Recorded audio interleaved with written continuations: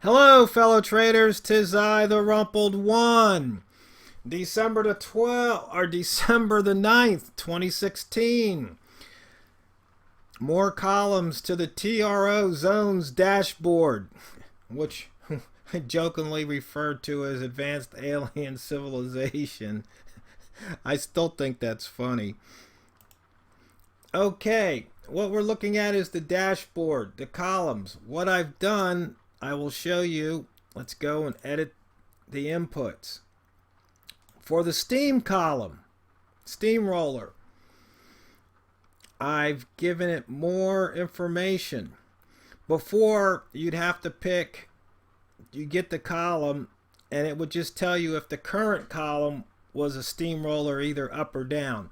Well, this one gives you more information. Is the current one up and down, and is the previous one up or down? So if the current column is a steamroller, where steamroller is defined as the current range or the current ATR of the current bar is bigger than average. So in other words, is the range, it's the current range, is it bigger than the ATR that you look at? So current bar up, or meaning current bar steamroller, is bright green or lime. If the previous is up and the current is not a steamroller, then it's just dark green. If the current one is a big down bar, we get the brighter red. And if the previous is a steamroller but the current one isn't, and it's the previous steamroller down, we get the darker red, or it's called fire brick. Okay, and I loaded in the range column, which is right here, column 11. And you can see here the range period, I switched it to 4 hours to match the steam. And the ATR value column, and you can see the ATR period is also 4. So this way you can look, so we can understand what's a steamroller. So here, the previous was a green, was up, steamroller, because its range was bigger than the ATR, but the current one is not. Okay, and let's see, we can see the euro was it down. Let's see, we've got the Canadian yen was a steamroller, you can see, an up. We don't have any bright green or red steamrollers because it's it's about 1:45 on a Friday afternoon, so there's not much action at this particular time. But that's the enhancement. So on the steamroller column. Now there's another enhancement or addition. I believe it's in, let me remember which column I put it in.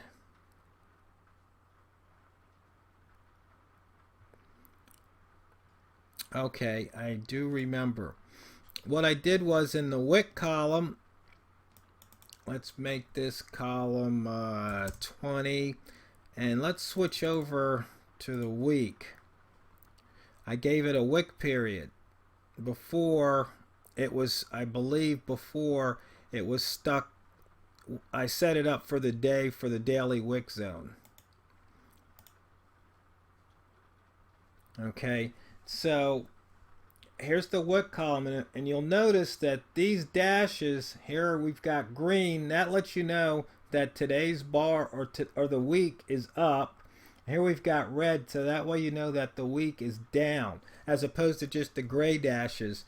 So here we've got across above a wick zone. Here we've got inside the lower wick zone, inside.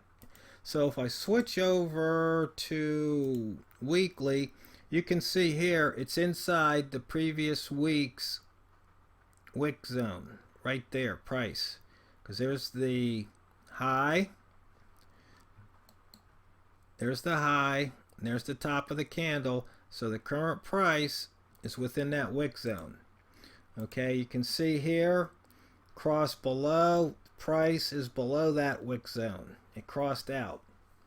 Let's see, you can see here, prices isn't in a wick zone, it's between the wick zones, and you can see that's reflected with the green bars, and here it's down for the week, so we've got the red bars there. So those are the improvements, enhancements, additions. I think I may have done one other column. Let's see, it was a holo column maybe. I think we already had the you can see here that the EJ is above the highest open there. Okay, that's a close. This is the highest open well, we can't really see it on this. Let's switch over to the hour time frame. Get a better look. So you can see here, this looks like this was the highest open, and it is definitely above it. So you can specify the range or the time frame or chart period for the highest open, lowest open column. And can also period here. Buy zone, I should probably do that in case you want to do the weekly crossovers, even though there's other ways to do it, but I just might want to keep that consistent. So I believe that's all the changes that I've done in the latest version of the indicator. I hope you like it, and if you've got any more suggestions, let me know. I'll probably work them in for next year. And if you have find any bugs or something's not working quite right or you don't understand it, send an email to me, and I'll try and fix it and get those fixes out so everybody has an indicator that's working properly. There's a lot of pieces, a lot of columns here, but they're all simple, easy to work with. So like I said, if you find a problem with one of them, just let me know and I will take care of it. And the yen has definitely been on a tear. I don't know if you guys been watching it or not, but it's over 115. It is really on a tear,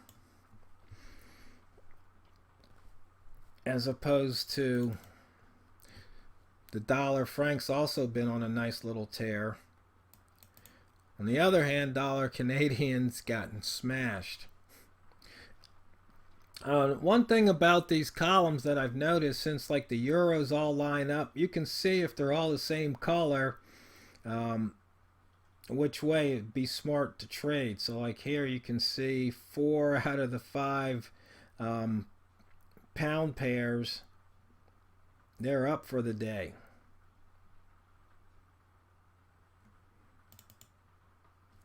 And you can see the GPY right there, which has been on a nice tear itself. I guess the yen has just been smashed. And the AUD JPY actually went above 86. I wasn't around to short that, unfortunately. I would have shorted at 86 for sure. Now I'm trying to see, was there any other interesting action? As far as trading philosophy, people have asked me to comment on that, the mental part of trading. Really, the one thing you have to have is patience, letting the trade develop. I mean, if you take a look at a time frame, like say the 1 hour time frame, well, if you enter a trade and you want to capture that range, you're going to have to sit on your hands for about an hour to get most of that. It's just the way it works. You can't rush it. I mean, you can drop down to 15 minutes. And you can see here, it's just not much going on. You're just going to have to sit on your hands and wait. You know, a lot of people get in, they want to get in and get out, but I forget which famous trader said he makes most of the time when he's not doing anything, he's just waiting. Waiting for the entry to appear, waiting for the exit to appear, and then, pouncing at the right time. I mean, it's just basically that simple. Something else is, so many people with so many indicators. I mean, it's funny because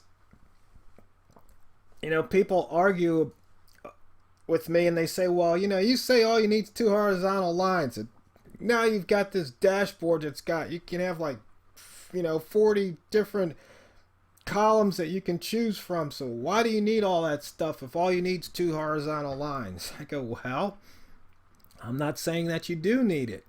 It's just that, perhaps one trader wants to look at things one way and another trader wants to look at it a different way. So I try to accommodate most people. It's, can't get any simpler than that. I mean, they say, well, why do you keep inventing these new methods if this method works? Because I like to. I look at the screen. I've got, I don't know how many thousands of hours of screen time. And then all of a sudden, I'll be sitting there and I get this idea. So I investigate it. Sometimes it works, sometimes it doesn't. If it works, you guys wind up with another indicator or another column. They're just ideas, but there's just so much ego involved in trading. And I guess another thing to tell you is, there's really nothing new under the sun, especially when it comes to trading. I mean, they were trading long before computers, the internet, and all this stuff. So, I mean, you can just go to the basics. I might have said that in a video that didn't have anything to do with trading, where there's, just about every generation has a couple spokespeople that, basically say what the old guys, said, and they put a little spin on it, like Tim Ferriss. I mean, he goes back to Seneca. I mean, he talks about Seneca a lot. I mean, so who should you read, Seneca or Tim Ferriss? I mean, Seneca's dead and gone, so he's not posting on the internet. Tim Ferriss is posting about Seneca. So to me, some of this stuff's just really amusing. I guess what I'm trying to say is you can just go to the basics, stick to the basics, go to the original. You don't need anything fancy. You really, really don't. And be patient. I mean, just the basics and be patient. Don't, go after the shiny new object. I mean, I've got some trading buddies who they keep changing systems and they've got all this stuff all over the charts, and I keep trying to convince them, just stick with something simple. And it's just so hard to get people to do that. And I'm not sure, well, I guess I am sure why. It's because of the shiny object syndrome. And people just don't have the discipline to stick with something. And it amazes me because, as you know, I like to write the frequency distribution indicators to test my theories because it shows me what the potential is. Back testing, that just makes sure your code works. Doesn't make sure it's going to be a winner, because the one thing you have to realize, takes other people to make you a winner. You can't do it. Somebody's going to have to want to buy higher than you just bought at for you to be a winner, and want to sell lower than you did if your short's going to be a winner. That's just the way it works. You don't control the market, neither do I. So you have to just remember, every win is luck. And with that, fellow traders, it's not what you trade, it's how you trade it. TheRumpledOne signing out.